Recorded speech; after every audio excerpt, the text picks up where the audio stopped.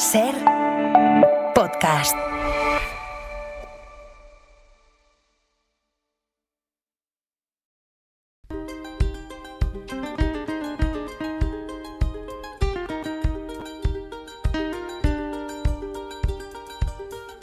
La Ventana Americana con Fernanda Fernández. Me quedé sin casa, me quedé sin plata, me quedé sin puerta que atravesar. Me quedé dormido, me quedé en silencio y no pude más. Me quedé esperando que todos se fueran para llorar tranquilo, para echar de menos, para hacer pedazo lo que pensaba de la realidad. Y estuve sentado en la carretera semanas enteras sin la billetera. No sabía cómo, cuándo, dónde iba a ir a parar. Y me quedé en pana, me quedé sin hielo, me quedé sin pega, sin deberes ciego, me quedé sin tele, me quedó gustando esa libertad. Pa' salir corriendo sin pagar las cuentas que la señorita me decía tanto, que seguramente allá en la oficina habían sumado mal. Y me fui para el norte, crucé. Fernanda Fernández, buenas tardes. Hola Marta, ¿cómo están? Pues aquí, siguiendo toda la evolución de los incendios, la verdad, con el corazón un poquito encogido y bueno, así estamos. Hoy vamos a entrar de lleno a hablar de un lugar que en el siglo pasado fue cuna de utopías y de poetas, pero que el sueño por el que combatieron miles de personas acabó convirtiéndose en una auténtica pesadilla. Quiero que escuchéis las declaraciones de Daniel Ortega, el presidente de Nicaragua, anunciando hace unos días, durante la conmemoración de la Revolución Sandinista, algo que de facto lleva años ocurriendo, pero que a mí personalmente me ha impresionado escuchar decirlo así abiertamente ante cientos de nicaragüenses. No volverán a haber elecciones. No volverán a haber elecciones. Para que por ahí intenten ellos atrapar el gobierno, atrapar el poder. No crean que porque no hay guerra estamos en paz. No, ellos vienen conspirando ahí, organizando, buscando cómo organizar partidos. ¿Para qué? En una elección que ellos se suponen, entonces que esos partidos ganen las elecciones. Y aquí se acabó la historia de que los partidos puestos por los yanquis, puestos por los somocistas, volverán a llegar al gobierno. ¡Jamás! ¡Jamás! Es que además es súper deprimente porque hay países que por lo menos hacen el paripé de seguir haciendo elecciones, como es El Salvador, con el caso de Nayib Bukele, ¿no? Que sí que anunció que como Dios ya le había confirmado, y también su esposa, que se podía presentar, lo iba a hacer. Y también los silencios, ¿no? México siempre mantiene silencio por mantener, digamos, esta cosa de no intervención, pero Honduras, El Salvador se han callado, y los que salen a hablar y a preocuparse son gobiernos del ala de la derecha, digamos, ¿no? En este caso Bolivia, Panamá, Costa Rica.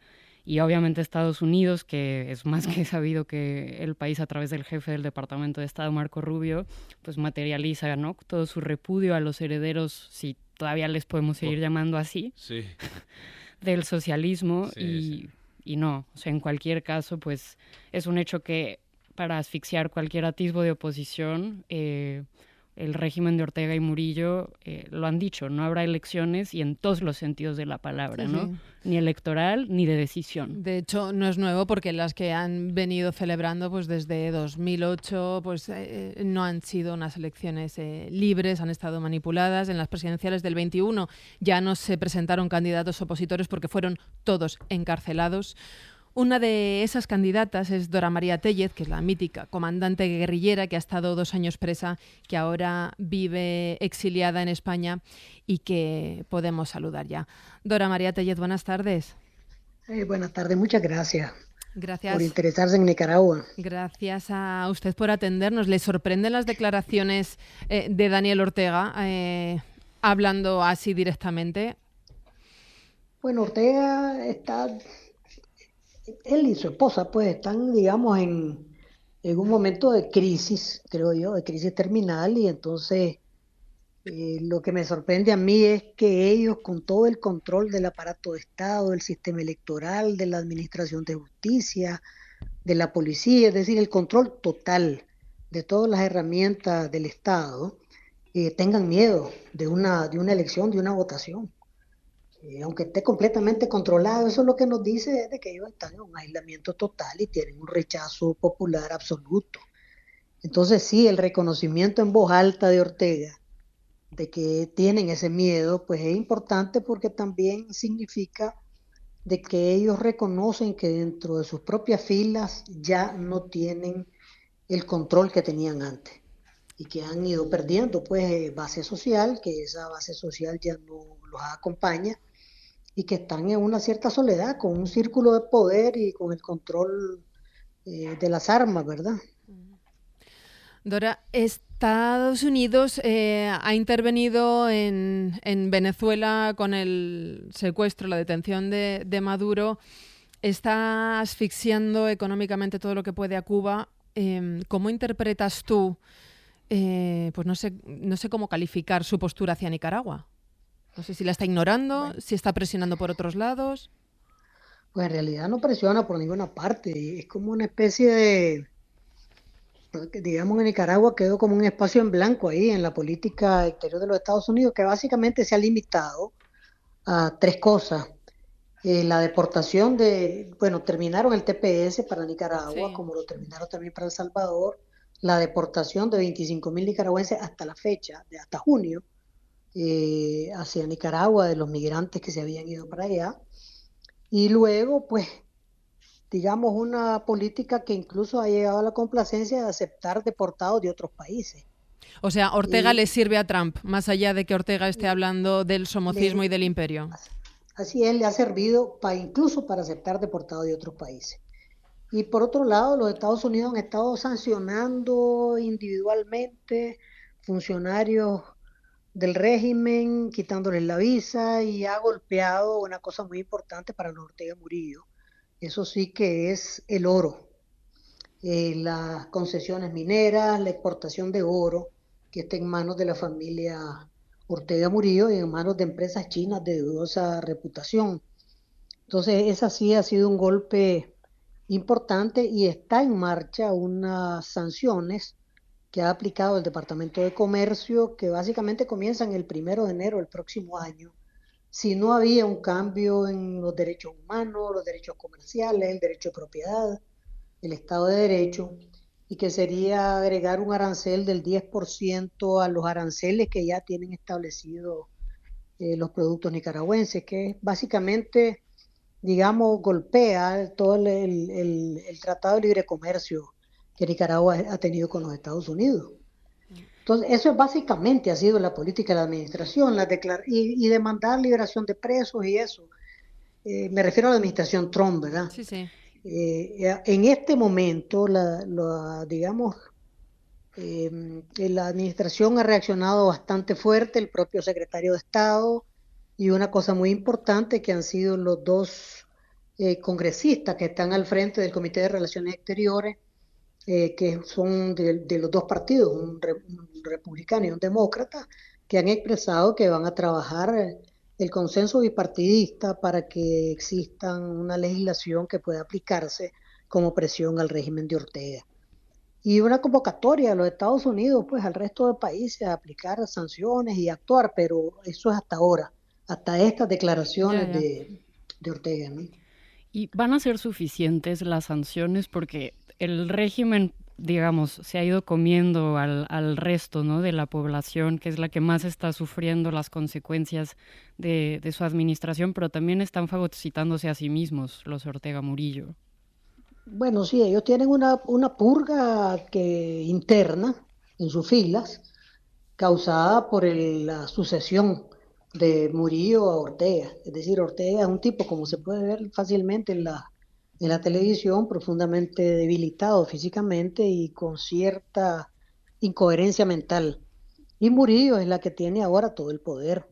Entonces ella ha ejecutado una purga importante en altos cargos del Frente Sandinista, de la policía, del sistema judicial, para garantizarse sus propias lealtades No solamente la lealtad a Ortega, que ella la está apartando, sino su propio círculo de leales. Eso ha metido en crisis también interna el modelo de poder.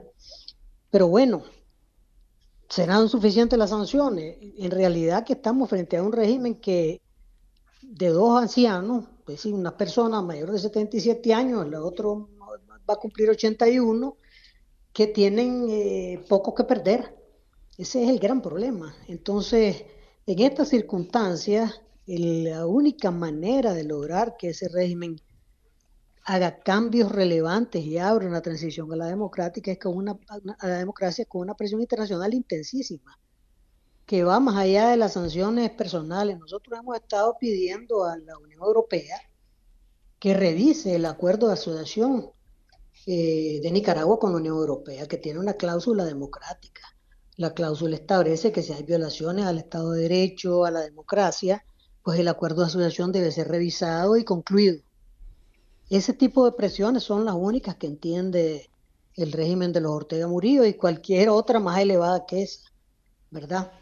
Pero menos que eso, quitarle visa a funcionarios, esas son presiones que para ellos son poco relevantes en realidad, porque como digo, es una dictadura dura, rígida, no tiene mucho que perder, tal vez los hijos sí, tal vez los nietos sí, ¿verdad? Pero estos personas tienen además escasísimos escrúpulos y creen que manteniéndose en esa posición están en mejor condición que saliendo. Es decir, ellos, el mensaje que tiene que darles la comunidad internacional es que van a estar peor si se mantienen en el poder que si salen.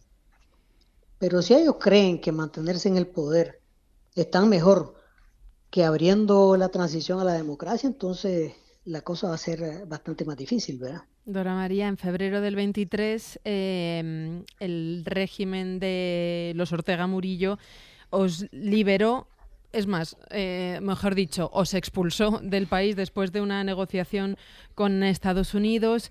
Tú viniste a España. ¿Cómo es tu vida desterrada?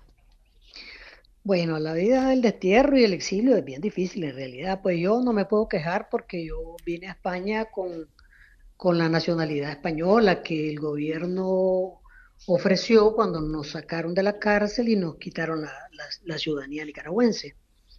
Entonces, pues, eso me da cierta ventaja desde la perspectiva de poderme integrar aquí, digamos, con plena legalidad. Sí. Pero el exilio siempre es una circunstancia muy difícil desde el punto de vista emocional, desde el punto de vista cultural, desde el punto de vista laboral, ¿verdad? Es decir, son procesos de inserción complicadísimos. Y además una persona como tú que llegaste a luchar contra la dictadura somocista y que has dedicado tu vida políticamente a construir la democracia en Nicaragua. Sí, y ese es básicamente mi sentido de vida, digamos.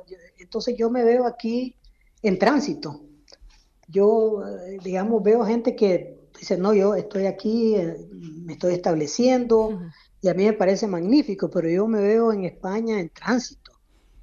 Y yo es cierto, pues, que agradezco muchísimo estar aquí, aprendo mucho de la cultura del país, aprendo mucho de los sitios donde estoy y todo, pero estoy en tránsito, es decir, yo estoy en tránsito hacia Nicaragua. ¿Confías Y eso, en pues, volver en algún momento?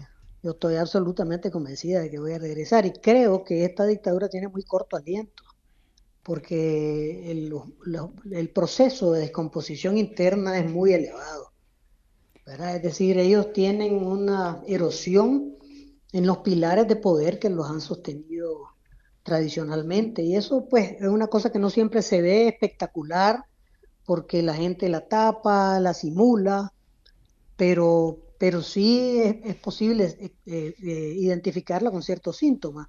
Es decir, el temor que tiene Ortega de ir a una votación, aunque controle todo, es porque en el fondo cree que los funcionarios públicos, las maestras y los maestros que obliguen a estar en las mesas electorales pueden jugar en su contra.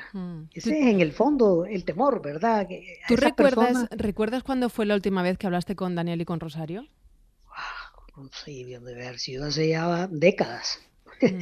Sí, hace décadas en realidad, sí. ¿Y cuándo les Hace conociste? hace más de 20 años, no, yo conocí a Ortega en el año 77 y a Rosario debe haber sido como en el año 79. Sí, el gran problema de estas dos personajes es que son personas con una ambición desmedida de poder. Eso pues no es extraño en la política, pero el problema es que ellos no reconocen límites, no reconocen cortapisas, no reconocen cauces y además tienen cero escrúpulos. Y el hecho de que tengan cero escrúpulos, pues los ha llevado al crimen, al asesinato, a los crímenes de lesa humanidad, a montar un régimen de terror, un sistema de tortura. Y fíjate que a estas alturas, desde el 2018 para acá, llevan más de 3.000 personas pasadas por la cárcel, pues, solo para citar un ejemplo. Y bueno, hay 1 millón de nicaragüenses que ha salido desde el 2018 buscando oportunidades, seguridad. Pero Entonces también la en el situación es exterior, sumamente dura, ¿no? perdóname que te haya interrumpido, Dora, pero también en el exterior han sido perseguidos. En Costa Rica, por ejemplo, fueron asesinados opositores nicaragüenses. No sé si Sí, bueno, es está tan la grande represión transnacional. Exacto, o sea, no sé si también se sienten desprotegidos fuera o intentan sobrellevarlo como se puede. Bueno, todos en el exilio estamos convencidos de que Ortega puede recurrir a cualquier tipo de acciones, incluyendo el crimen, pues como ya ha recurrido en el caso de por lo menos 6 personas en Costa Rica, en cualquier parte del mundo. Y ahora las modalidades que usan, como la que usó contra el mayor retirado Roberto Sancán, que es una modalidad de sicariato. O sea, el régimen puede contratar sicarios para asesinarte en cualquier parte del mundo si eso le interesa. Y obviamente le interesa silenciar a la oposición, Claro, ¿verdad? lo llevan Entonces haciendo siempre, así es. décadas. Dora María, yo me quedo con esa fe que tienes en poder volver en algún momento a Managua. Sí, yo tengo fe y seguridad. Ojalá que sí, te volveremos a llamar, cuando eso ocurra. Ok, muchas Ojalá gracias. sea pronto. Dora María Claro Tellez, que un sí. abrazo muy fuerte, muchas gracias. Muchas gracias, un abrazo. Samantha Girón, de hecho, que fue también una de las personas expulsadas por el régimen de Ortega, decía que perder la esperanza también era una victoria sobre el régimen, así que hay que mantenerla. Claro que sí. Fer, muchísimas gracias, una semana más. A ti, Marta. Hasta luego. Adiós. Adiós, Fernanda.